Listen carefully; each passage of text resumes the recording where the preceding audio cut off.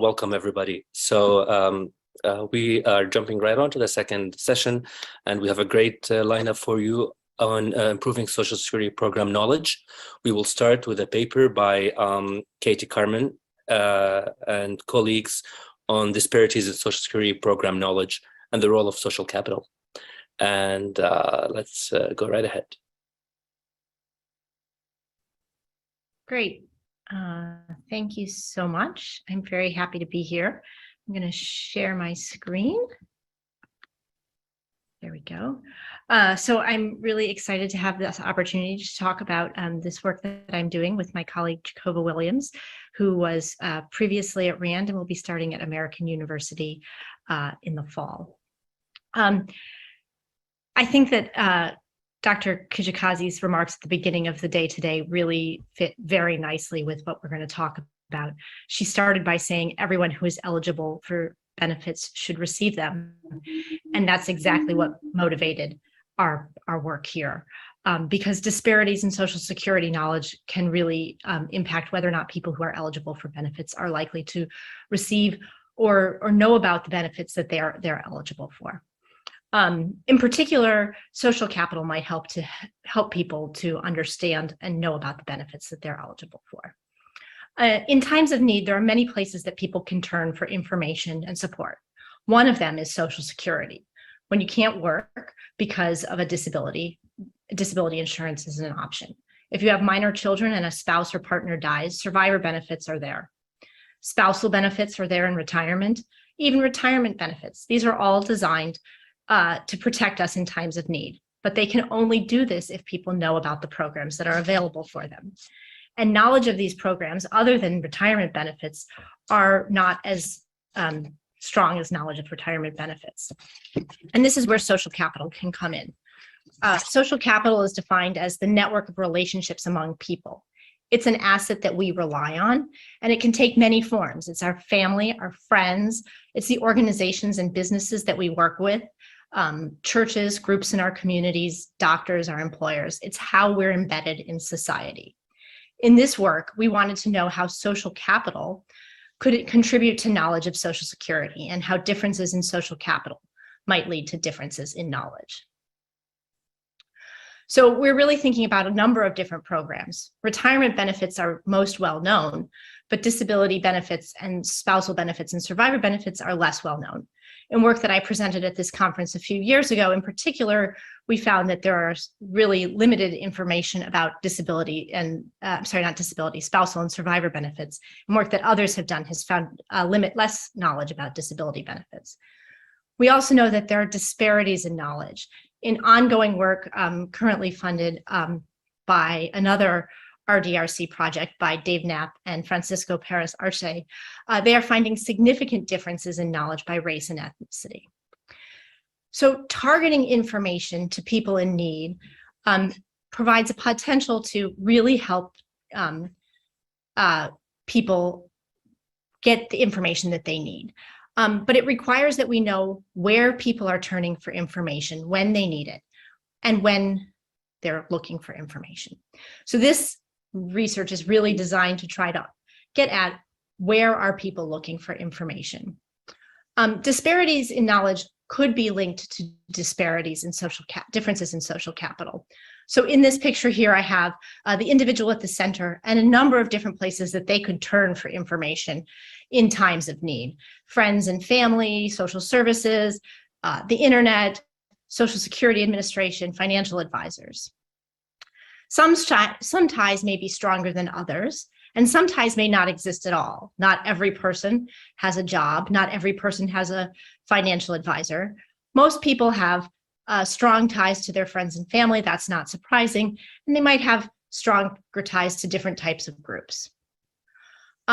And some places may have better information than others. So I've indicated those places that may have better information about Social Security programs in green, and those places that might have less good information in blue. I included funeral homes as a place with better information because I remember when my father-in-law died, they actually handed my mother-in-law a package of information about Social Security benefits at the time. And I thought, isn't this a wonderful place? Here is a person who is in need, receiving information at the moment that that they are in need in the place where they are. Benefits targeted, information targeted to people where they are in their time of need. Different people may have different strengths of ties and different quality of information held by those ties. So this person indicated here has strong ties to friends and family, strong ties to a financial advisor, and strong ties to Social Security Administration. So they have strong ties to good information. But there might be another person who has very strong ties in their community to religious organizations and schools and community organizations, but no strong ties to organizations that are providing good information about Social Security benefits. And this can lead to disparities in access to information. So as we want to study these disparities, there are two ways we could go about this. One is to think about, what do you know about a particular program and where would you go to learn more about that program? The other is to say, imagine you have a problem. What are you going to do? And if we were to take the first approach, we would be presuming that people are aware of a program. We'd be saying, where would you go to learn about Social Security disability insurance? If someone doesn't even know about that program, they wouldn't know where to begin. Instead, we are asking, imagine that you're having trouble working. Where are you going to go to find out information? This allows us to identify the channels for information provision that people are likely to turn to, even when they aren't knowledgeable about the particular programs that exist. And so we're focusing on three key research questions. Where do people turn for information in times of need? Does this differ by race and ethnicity? And is this associated with perceived knowledge of Social Security programs? We're doing this in a survey that is being conducted right now in the Understanding America study. Our sample is restricted to individuals under the age of 70, and we oversampled people who were Black, Hispanic, or Asian. The survey is also being conducted in Spanish because understanding disparities is really important, and if we were not to conduct this in Spanish, we wouldn't have as good of information. The survey is actually still in the field, so what I'm presenting today really is preliminary work, and it's not currently weighted because we are still collecting data. So we asked people about 6 scenarios. We asked them about planning for retirement, decisions about claiming Social Security, situation where their health has declined and they can't work anymore, a situation where they have minor children and the spouse has died, what they would do if they were not yet at retirement age, but a spouse or partner has died, and a situation where an elderly parent has died, and where they would turn in these situations for information.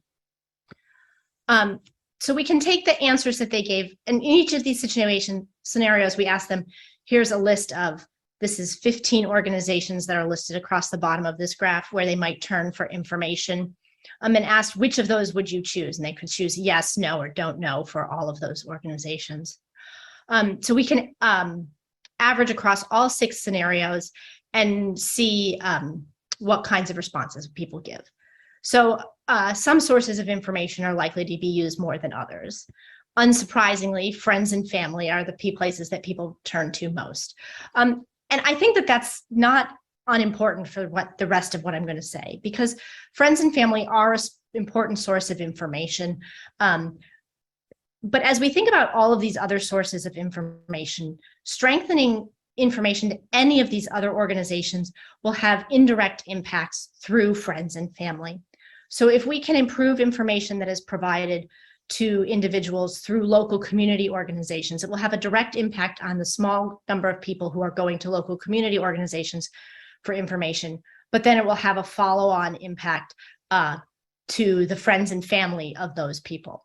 So in fact, one of the reasons that we started this research project was because my co-author, Jhacova, told me a story about a friend of hers whose spouse died and didn't know what to do, how she was going to care for her young children. And she called her church, and someone at the church said, did you know Social Security provides benefits for surviving children? And that's how she found out about this. But this all happened through friends and family saying, call your church. And so these indirect sources of information can really matter. So friends and family come first. I do want to point out that the percentage of people in the UAS who know to talk to the Social Security Administration may be higher than in other sources of data.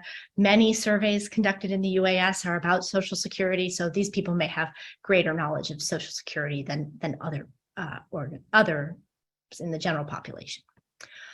About a third of people say that they'll turn to religious organizations or medical providers for information. And I think this is potentially an opportunity both for individuals. These are potentially great places to get information, and for people who are trying to get information out to individuals who need it, because there are a large proportion of people who are turning to these organizations in times of need. There is variation by scenario. Schools are more likely to be used in situations where there's the death of a spouse and minor children present, less likely to reach out to a senior center in that situation.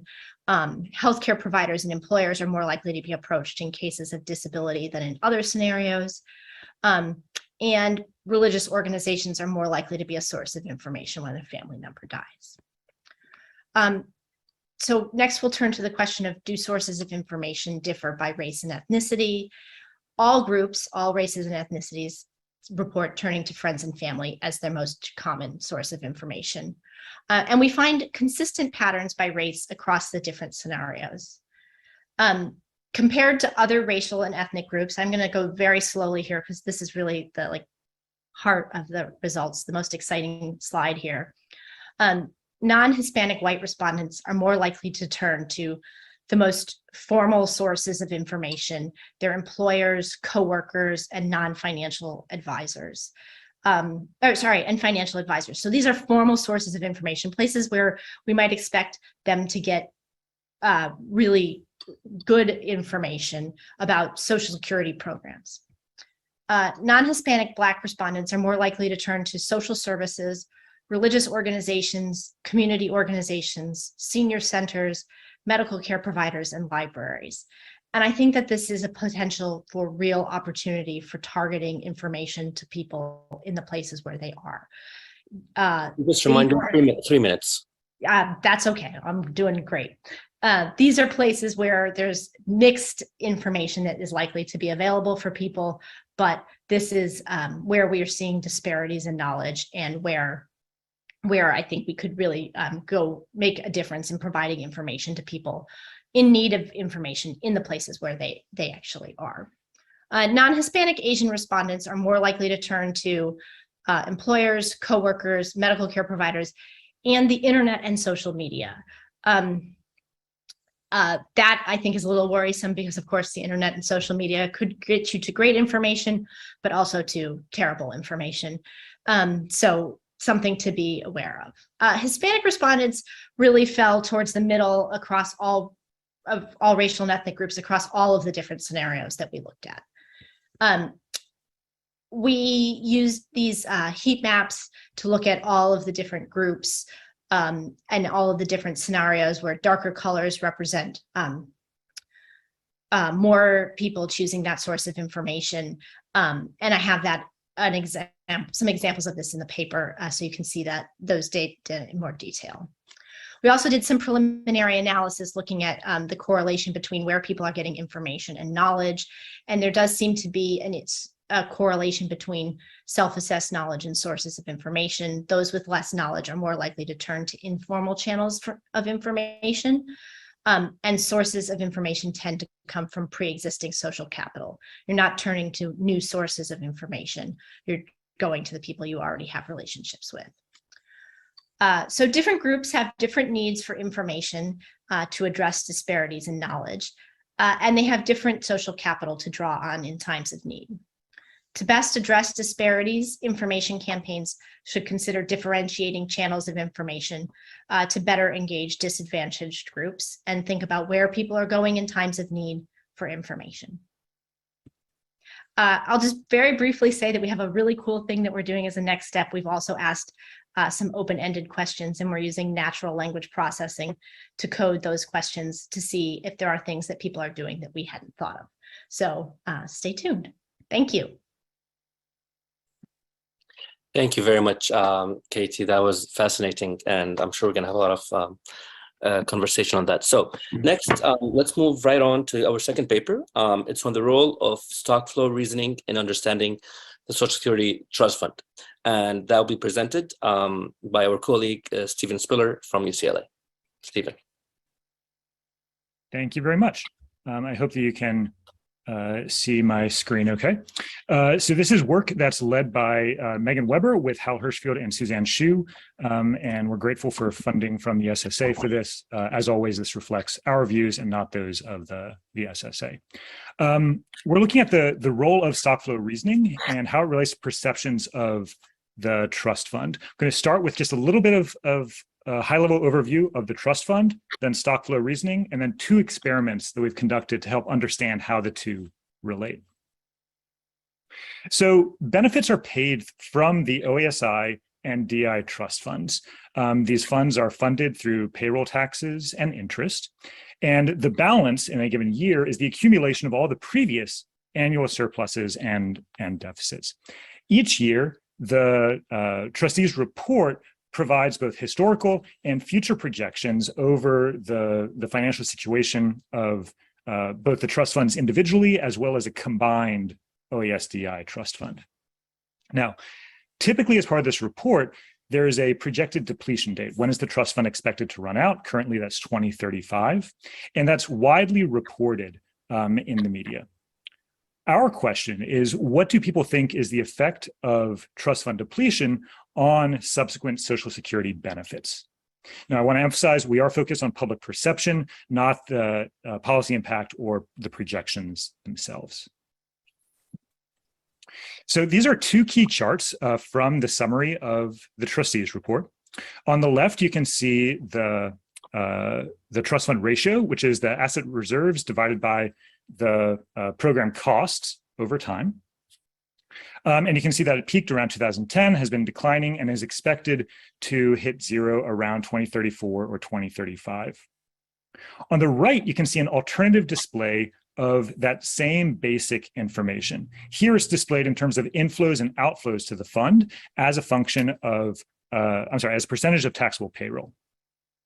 Now, both of these charts are telling effectively the same story about the long-term financial shortfall of the trust fund. However, they may tell that story in very different ways, leading people to have very different perceptions of what's likely to happen once the trust fund is depleted. That's what we're hoping to better understand. Now, under current policy, if the trust fund runs out, then the projection is that the income coming in would be sufficient to pay approximately 80% of scheduled benefits. However, many Americans believe that they may get no benefits once the trust fund runs out. So these are data from a Pew Research Center survey, finding that 42% of adults assess that Social Security will not be able to provide any benefits when it is time for them to retire. This suggests that they may be miscalibrated. Now, headlines that we encounter in the news often reinforce these misperceptions. So these are a few select examples, but you can see terms like running out of money, ability to pay, Social Security will be depleted. And these may reinforce this notion or reinforce this misperception that once the trust fund is depleted, that benefits will stop. And so people may misinterpret and conflate these two ideas. This is consistent with a general finding of what are known as stock flow reasoning errors that's been explored in human judgments about dynamic systems. Now, overall, people have a great deal of difficulty understanding accumulation over time. So here we can see a different presentation of the inflows and outflows into the combined trust fund. Here, the blue line represents total income coming into the fund, the red line, total costs. And you can see that historically, or from mid-90s through 2020, income exceeds cost. The projections for the future, costs will exceed income. If you take that net flow and integrate it over time, you get the trust fund reserves. You get the balance of the fund. So you can see as long as income is greater than cost, this rises. Once cost is greater than income, this falls. The top plot is what we'll refer to as a flow chart, the bottom as a stock chart. You can get to the bottom chart from the top chart, but it's difficult. Calculus is hard, and people have difficulty making this conversion. And so even in very highly educated samples, it's difficult for people to assess when will the stock be at its maximum, for example. Because of this difficulty, the format of presentation can affect the judgments that people make. So from an example from looking at other economic data, in this case, month-over-month jobs numbers, you can see two different alternative presentations of economic job roll numbers. On the left, you can see the monthly gains or losses, and on the right, the number of employed people. These are both from the beginning of the Obama administration. Now, in both cases, these show the same data. The shaded region is 2009, during which the number of jobs lost was decreasing over time. So on the chart on the left, we see an increasing trend. On the chart on the right, a decreasing trend, because one is representing the flow and one the stock. If you give people this chart on the left, the flow chart, people say the economy improved in 2009. If you give them the chart on the right, they say the economy worsened in 2009. And so the difference in the presentation can lead to very different judgments that people come away with. Now, these sorts of reasoning errors are widespread. So in the literature, we see that this applies to economic growth, COVID case counts, CO2 in the atmosphere, and most relevantly for today, personal and corporate cash flows. And so we hypothesize that these reasoning errors are likely to apply to the Social Security Trust Fund as well. Now, to test this, we conducted two experiments in which we varied the stock versus flow presentation of data about the trust fund and measured expectations about future benefits. You can see a few of the sample characteristics below. All of our participants saw the same information about these trust funds. What we varied was whether the chart displayed the past and projected balance or the inflows and outflows. And so in one case, they're getting that stock chart, in one case, that flow chart. 5 minutes. Great, thank you. In experiment one, we had approximately 1,000 participants, and they saw one of these two charts along with a description of the trust fund and how to read the graphs. Now, this description included key dates, like when the trust fund was expected to be depleted and when costs exceeded income. Now, in this study, we're looking at total income, including interest income, and looking at the combined trust fund. After seeing these charts, along with that information, we asked participants a set of 3 key questions. The first two had to do with those dates that they were given directly. That is, when do they expect that the trust fund's total costs exceeded, or in the future will exceed total income, and when the trust fund will run out of money.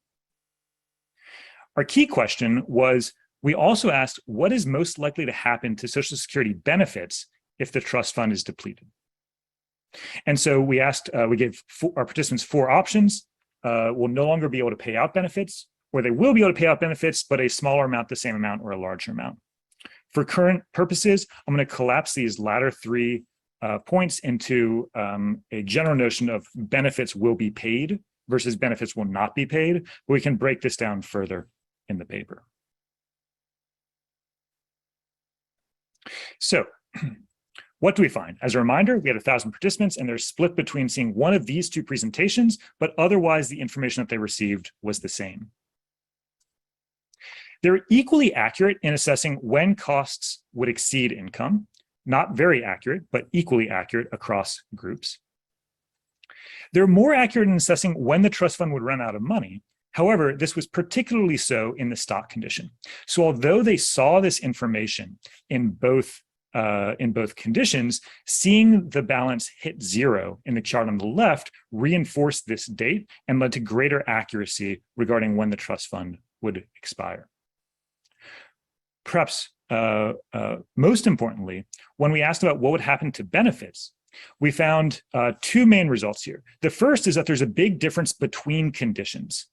And so those in the right, who are presented with the flow graph, were more likely to report that, yes, benefits will still continue to be paid even after the trust fund is depleted. However, it's certainly important to note, both of these numbers are quite low. And so although we do see a difference between conditions, both of these numbers remain low.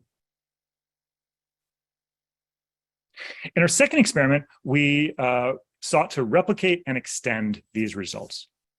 So we used a slightly different format of presentation. These numbers more closely align with those that we often see reported in the trustees' report and reported in the media. Here, rather than using dollar amounts, we'll use trust fund ratios and percentage of taxable payroll. 2 minutes. Great. We also added one additional condition that we refer to as the enhanced flow condition that was inspired by one of the charts presented in the annual report. You can see then the enhanced flow condition, in addition to presenting the income and cost over time, it also depicts in a bolded line the payable benefits, the expenditures, showing the shift downward or the projected shift downward when the trust fund is expected to be depleted. We anticipate that this might increase understanding. Across these three conditions, we actually found no differences in study 2 regarding the years at which these events would happen. However, we again observed that the flowcharts led to a greater expectation that benefits would continue post-trust fund depletion than in the stock condition. Counter to our expectations, we did not see any difference between the enhanced flow condition and the standard flow condition. However, showing flows led to this greater expectation. So across both of these experiments, presenting that flow information increased the inferences that at least some benefits will be paid post-depletion. Just to quickly wrap up, it seems as though people systematically conflate trust fund balance with ability to pay benefits. Displaying this as a flow increases the belief that benefits will continue to be paid, but we observe a high rate of misunderstanding in both conditions.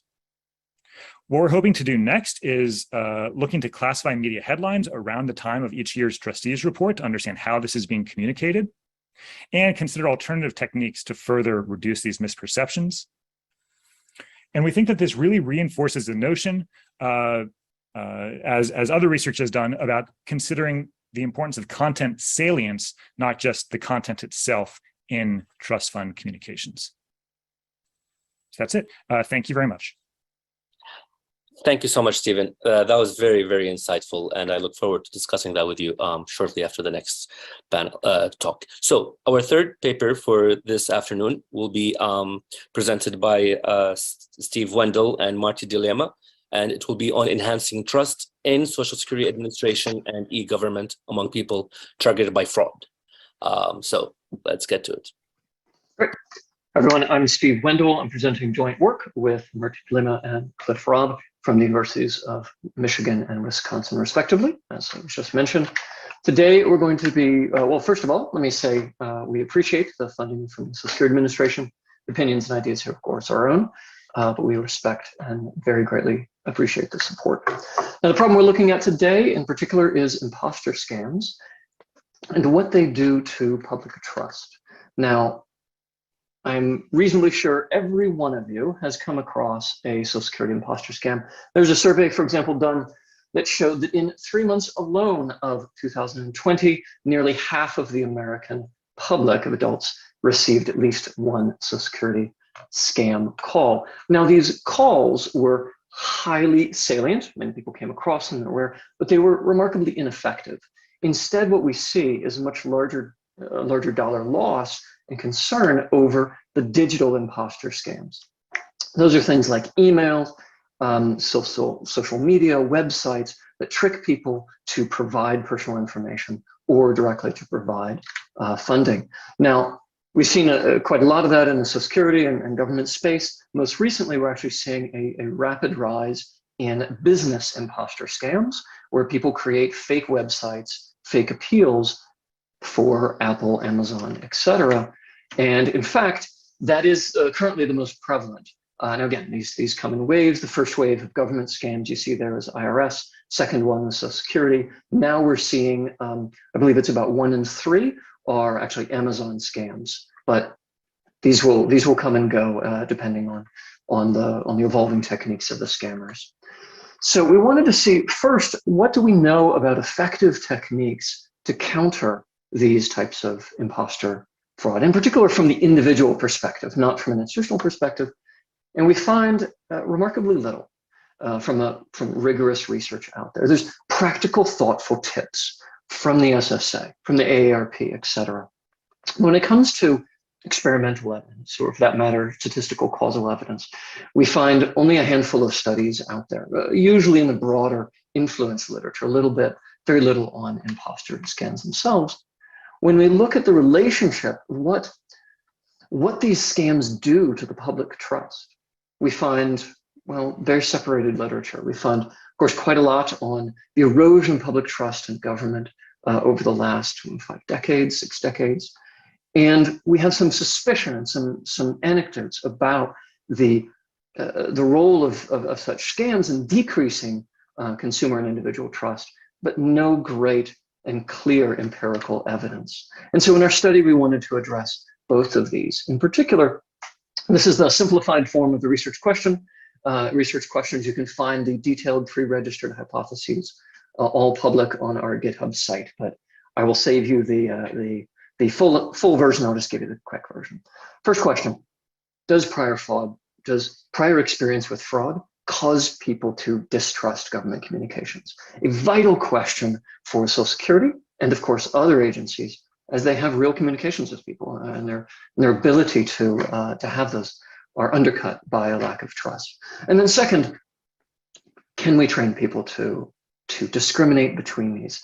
And especially, can we train them to give proper trust to real communications? Now, I should say, this is a study that builds on work that we did last year that looked in particular at, can we help people identify fraudulent email campaigns? Because of the time, that was of particular interest. And we found yes. So this is a much broader study, and it's including looking at trust. The study design is straightforward and it's experimental. So after gathering a set of participants, which I'll detail shortly, we do background survey. We use a number of existing instruments in the field to understand prior experience with fraud, existing trust in the government, existing trust in Social Security in particular, et cetera. Then people are randomly assigned into one of 4 arms. There's an interactive training based on original inoculation theory that I'll show in some detail. That gives practical experience with fraud and with real communications. We then extracted the core lessons from that and said, maybe it's actually the information and not the way we're delivering it. So the second arm is providing those written tips without any additional interactivity, just to see if the content alone is enough. Then we understand, of course, that there may be an attention effect here, and effect for that matter, where just focusing people's attention on scams and trust may affect their behavior. So we have a control arm for that. And then we have a final null control, which is a completely unrelated information, but it's similar cognitive load and similar time frame. And then from this information, we look at, after this training, we then test them on communications to see if they can discriminate between them and build a predictive model of susceptibility and the role of prior fraud in people's behavior. So I mentioned we did a much simpler study last year. This one is much more nuanced and articulated. In this case, we are looking at both fraudulent and real communications and this predictive model that we talked about. We're doing this for both government and business imposters, and we're doing this for both websites and emails. We're training people for both, and you'll see we have an analysis in each of these cases. So the study itself, actually I should have said in this beginning, is still ongoing.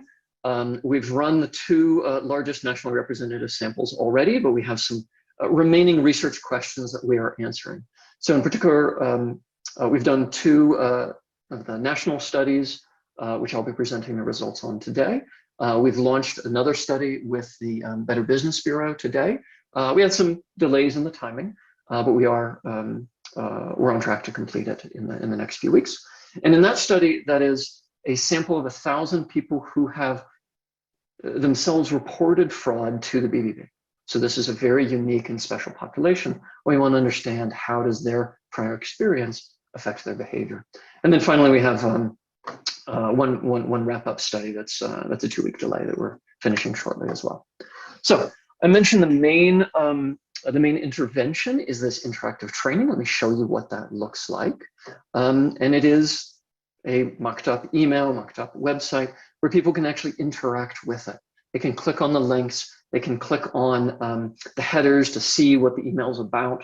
For a website, actually, I'll show that in a second. For a website, they can see the URLs. They can hover over links. They can do all of the things that one can normally do when responding to an email or for checking out an email or a website, but in a controlled research environment where none of the links go to any actual scams. So yes, please go ahead. 5 minutes, no problem. Yeah, we're fine. So what we do is we first show the communication and we ask them to critically think about it and respond. Do you think this is real or do you think this is a scam? Then after they do so, then we give the tips in context of their own behavior, of what they've done in interacting with it, and in the context of where you would actually take action to learn more in that communication. So for example, here is one for Apple showing that the corporate domain is easily verified, and it's something that scammers have a difficult time getting around. Now the test itself is quite similar. In context, interactive environment where people indicate whether it's real or scam, except we don't tell them, of course, in the end. We take out the training component. This is one on Social Security site. You might notice that is not actually the real Social Security site. We actually bought a number of domains for this study to replicate some scams. So results. I'll deal with the first one, which is on the training, and then we'll go to the analysis of the impact of prior fraud. Can we train people? The top line answer is yes. Yes, we can. It's a very nice effect. We see it as we dig in a bit. There's some detail here that's quite interesting. So we see an 8% increase on a 67% baseline. This is the percent of communications correct. The baseline itself, I would warn you, is an artifact of the study design. It's just the mix of messages that we have, but a very nice statistically and practically significant impact on top of that. Now, what we find is the training is far more effective at helping people recognize scams than it is at increasing trust. It's unfortunate. We'd very much hope to increase trust, but that's what we're seeing. Now, luckily, we are not causing distrust. So there is a boost in trust of real communications, but it's not nearly as powerful as helping people recognize scams. We also see that the written materials do help. They are simply not as they're not as effective, and they particularly have no effect for recognizing scams. It has a slight boost for real messages. When we look at the communication medium, we see it's just, at least in our studies, it's a lot easier to help people recognize fraudulent emails and trustworthy emails than it is for websites. We also very intentionally included letters, things that we had not trained people on, to see if the training ported over. It did not surprisingly. Just the type of training that we're giving is very focused on the technical details of what a scammer can do and what they can't. We did a wide variety of sensitivity tests. I'll save the details. The results hold under many different conditions. So let's look at the second set of results on what predicts distrust. We look at this in two ways. The first one is, as I mentioned, some existing measures, existing instruments that have been validated on the field. It's an 11-question instrument on Social Security Administration, another one on Internet, etc. And then we also look at what people actually do in the control group, because that is an expressed version, revealed version of their behavior and trust. We have the results for that first measure. We don't yet for the second, unfortunately. As I said, it's a work in progress. Descriptively, quite interesting. Fraud is widespread. Most people do not report it, and most people are not actually reporting that they're losing money. So what do we learn from this? Well, most importantly for our study, prior experience with fraud does not seem to have a strong relationship. We do see some, but it's not across the board and it's not robust. So, and we believe that's because fraud is simply so widespread. In the paper, you'll see we have many more other detailed findings on what does seem to drive trust. Sadly, women seem to be less trusting overall of Social Security. Retirees seem to be less trusting. You'll find a lot of that more in the paper. The one final comment I wanted to make is that all of this is public. Every data file, the research platform itself, how we'd run the study, everything is public on our GitHub site, and we welcome any comments or questions you might have. Thank you so much. Thank you so much, Steve. That was as well very fascinating. And now we will go over some questions and discussion from everybody. To get us started, I know there's a few questions in the Q&A to give you all a chance to look at. I know Katie answered many of them, if not all. So I have a question to start us all about the second paper. So it's a question for Stephen. So given that the level of misunderstanding remained high, even in the flow condition, are there any other sort of ideas or insights that you think that might reinforce the more accurate idea that some benefits will still be payable in spite of the depletion of the trust fund? And what do you think about that? Sure. So I think that there are sort of two thoughts on this. The first is that the simple reinforcement of that message directly could be quite valuable. So there's a nice project by Quinby and Wetstein where they look at how the same text of the article, but with different headlines, where that headline either emphasizes that the trust fund will be depleted or that benefits will continue. That's one sort of simple way of reinforcing it. So at one level, just reinforcing that message directly would probably be the most one of the most efficient ways. We can also think about ways of reinforcing getting the mental model right in some ways. And so you can imagine that if people understand that flows are still flowing into the system, even if the balance is at zero, then flows can also flow out of the system. And so some of the plans for what to look at next, well, how can we encourage people to remember that flows are flowing into the system? It seems unlikely that people will think that their payroll taxes will suddenly disappear once the trust fund is depleted. And so we are interested in looking at if we reinforce the message about what might happen to the taxes that they're paying into the system, that may help to click the mental model of what will happen with those benefits flowing out of the system as well. That's a conjecture at this point, but it's some of the next steps that we're hoping to take a look at. Great, thank you so much. And right now I'm looking at the Q&A as well. So I have a question for Katie. You already answered this, but I'd just like to give you another chance to discuss it more elaboration live. Katie, so the question from Denise Hoffman says, to what extent might your results be affected by SSA field offices being closed during the pandemic for about 2 years? And could there still be a lasting effect from those closures? And maybe to elaborate on that, what do you think, about online services versus in-person for beneficiaries? Sure. I think that's a really important question. And one of the things that we really wanted to do in the way that we designed our survey was to step away from what people know about Social Security benefits specifically. And that's why we asked our questions about what would you do in these scenarios, because we didn't want it to be so tied to what people know, to Social Security. And so the fact that Social Security offices were closed, I don't think really affects our results so much, because we asked these questions in a very hypothetical way.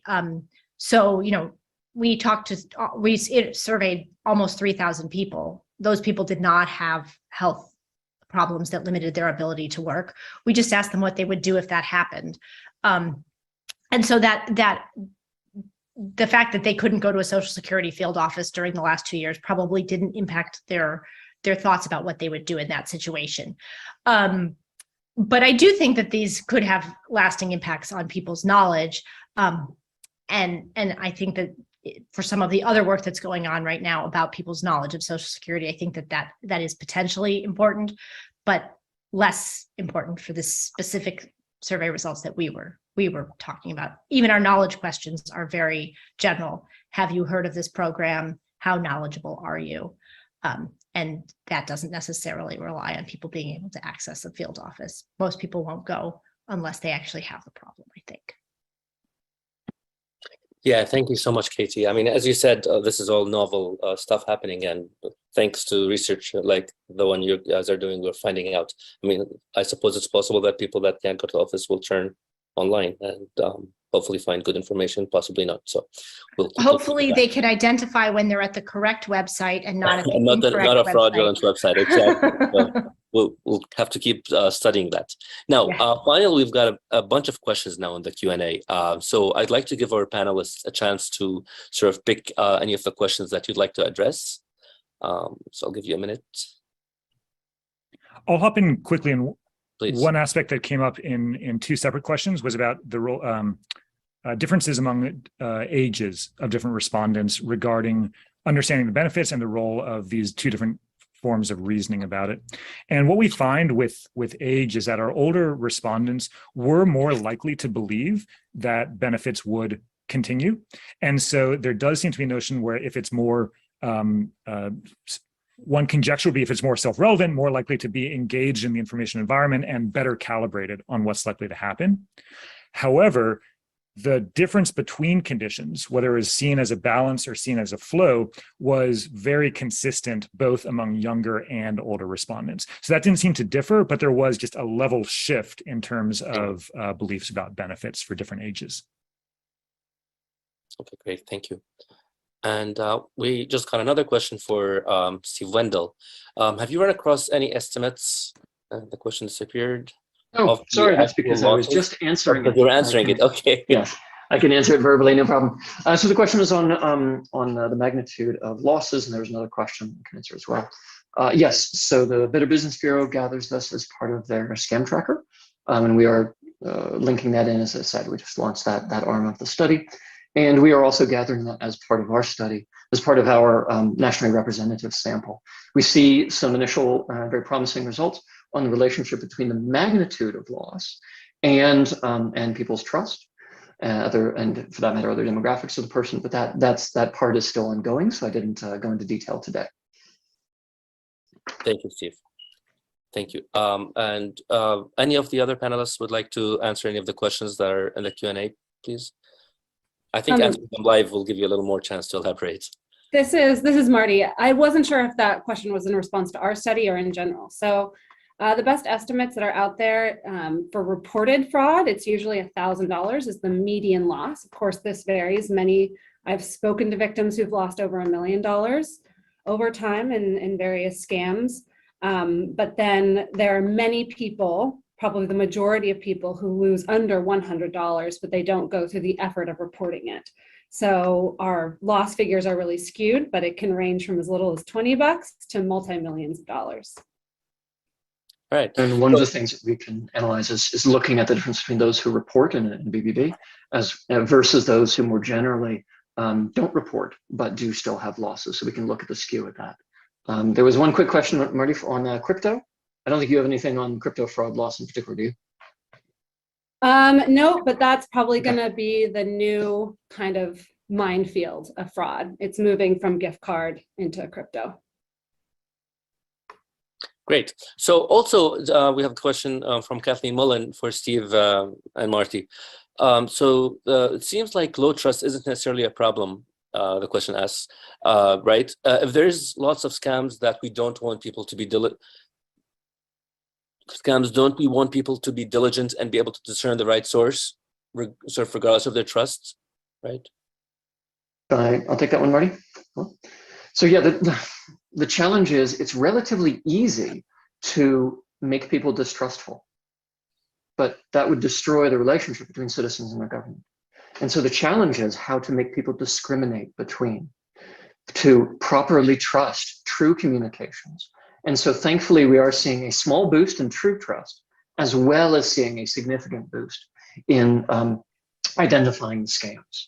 So no, actually, distrust is highly relevant for the study and for the functioning of our democracy.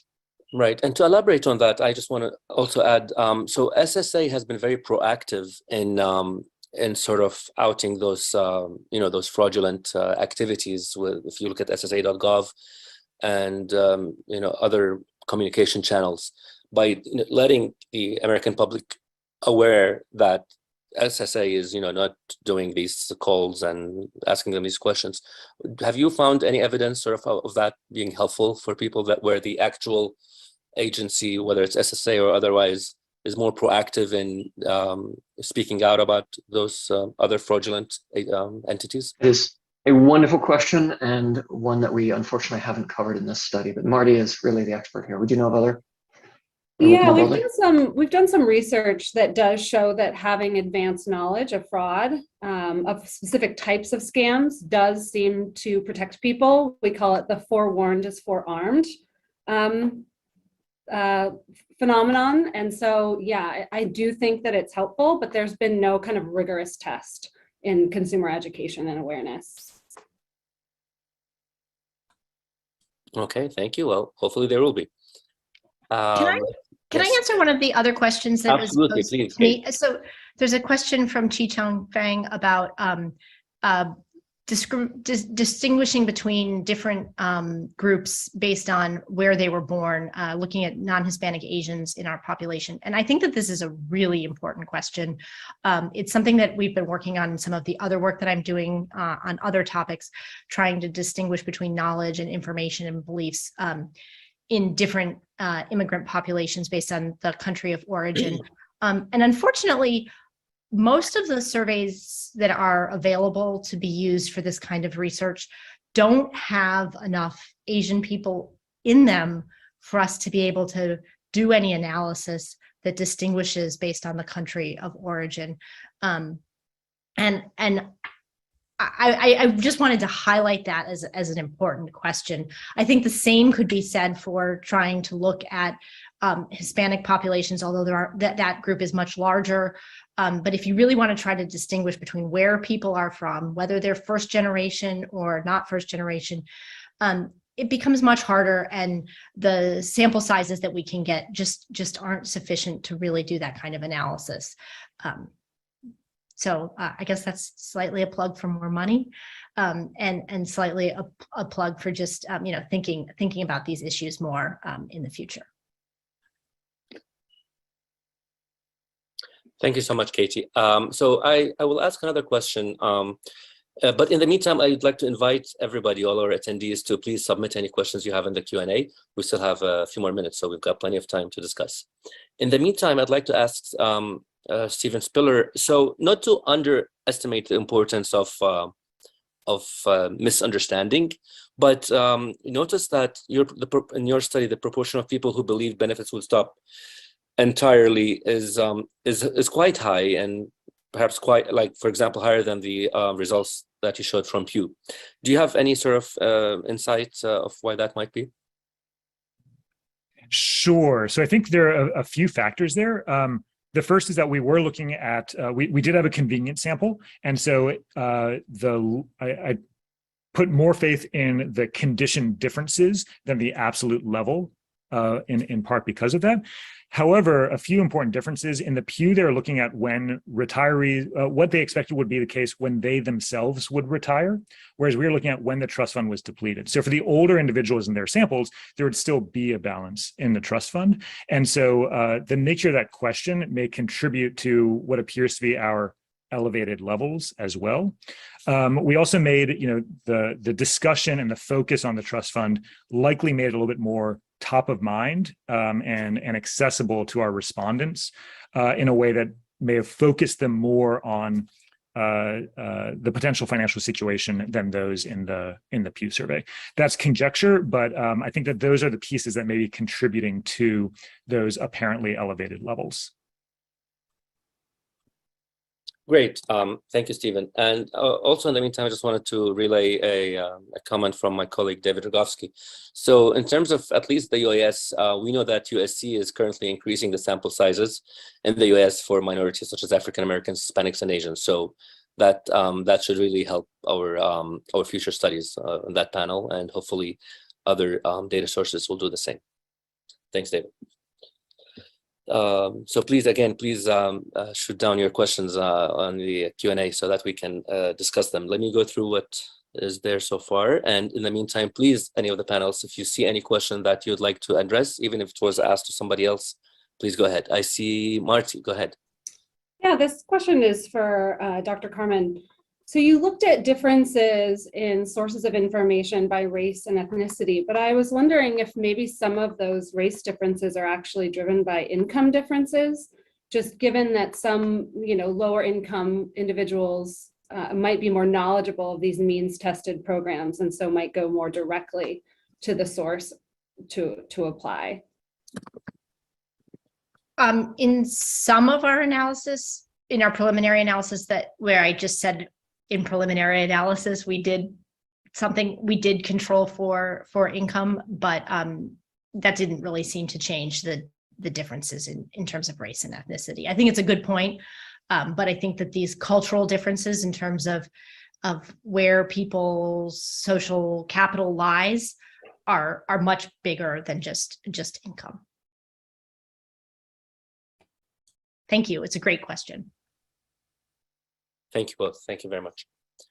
I think we're running out of questions, which is actually a good thing. And that gives us a chance, if we end early, to give back some of the time we took from the previous break. And I'm sure you folks have need some more time to eat lunch. So with that, I'd like to thank our panelists. This has been a very insightful set of papers on a very important subject of Social Security program knowledge and fraud and ways of improving communication and improving that knowledge. Thank you again, and we'll take a break